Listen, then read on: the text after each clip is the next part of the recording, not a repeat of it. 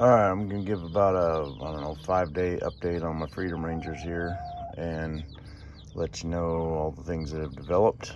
So first of all, I got my bucket to quit leaking after having fought with that for a while. I ended up using some plumber's dope on the fittings and screwing them back into the holes, and used a little super glue to glue the cracks back together because it had frozen over the winter time or whatever. Our mama hen over there, after sitting on them for the first night, just decided she was more interested in sitting on eggs, and the little babies didn't really care to go back under her either, although she did stop pecking them, so that's good news. And then all my little chickies last night were all piled up in this little corner right here, and I'd put that perfectly good little brooder plate sitting over there, and they weren't interested in finding it and climbing under it, even though they've been in here for a full day running around. And that brooding hen over there, I tried to put her in with the chicks, and she wasn't interested in taking them either. So either they're not adopting the mom or the mom's not adopting them, one of the two. This little water, while it's really cute and awesome for little chicks, the big chickens will try to perch on top of it, knock it over, kick dirt in it, and all that kind of stuff. So struggling with that. And I did put food and water up here simply because they have trouble using the ramp for a while. And I was hoping one of the mama chicks would take them, but it looks like they've got enough safety here where the rest of the chickens have adopted them and aren't pecking their heads and harassing them. So last night I came in here, grabbed up all the little chicks, and I stuffed them under the brooder plate over there, and they seemed to stay under the brooder plate. Checked on them in the middle of the night, they were still there.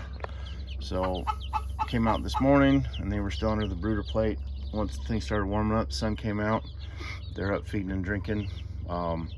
And I already filled this water once this morning, but I think the other chickens are drinking out of it, so I had to fill that up again. So after a few days, once they learn how to use the nipples and get all that figured out, then maybe I won't have to have that little water in here. But until then, I'm gonna have to check it multiple times a day. And the little feed container, I just threw whatever I had in there, which is mostly chicken scratch. And then I've been frying and scrambling a bunch of eggs and then throwing that in there for the little baby chicks to keep their protein up. So I'll show you what I did here with the brooder plate. So I've got my electricity, which was a brilliant idea, and took out my little center partition, and I threw my little brooder plate in here, and it says it's 120 degrees, but it's not like hot under there or anything.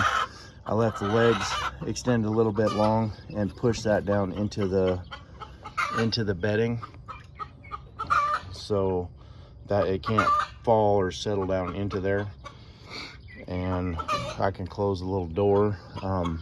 Since I had some chickens that were laying in this nesting box, I had a bunch of them jumping in there trying to use that. And shut up. Originally I'd put the water inside right here, that the little red water, but the problem is that the big chickens kept jumping in there trying to do their egg laying thing, and they were knocking the water over. So I moved it out to the center so they had more room to move around it. You want to say hello? Okay, there's your 15 minutes of fame. And I'm down to one duck. So my predators had hammered on the ducks and eliminated them first. So maybe it's nice to keep a couple ducks around just to keep the predators fed. But I've got about 15 more in the incubator, so here in a couple more days I'll have a bunch of baby ducks hatching out. I don't know if this mama duck will take them or not, but they're her babies, so we'll find out what happens. So in the meantime, that's what we got going on this morning, and I'm just glad that all the little babies survived the night, and I've got them transferred into the chicken coop. And I really wish that one of the mamas would have took them, because that sure makes my job easier as far as rounding them up at night and getting them back up the ramp.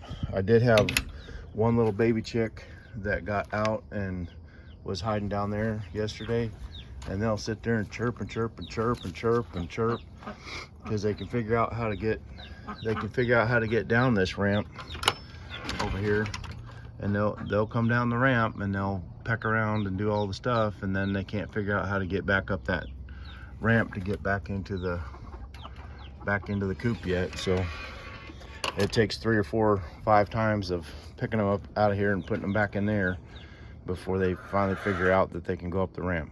But anyway, there's where we're at with everything, and my automatic door's still working good, so really happy I did that. I may reset the timing on it because I had it set to make sure the ducks got in there, so it's an hour delay, and the ducks are always the last one in the chicken coop.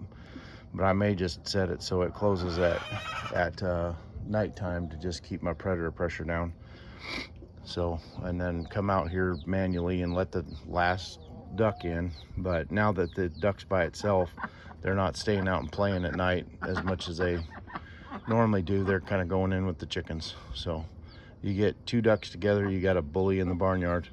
1 duck by itself, they kind of fall into line and act like a chicken. So it's kind of weird how they do. Anyway, that's what's going on today.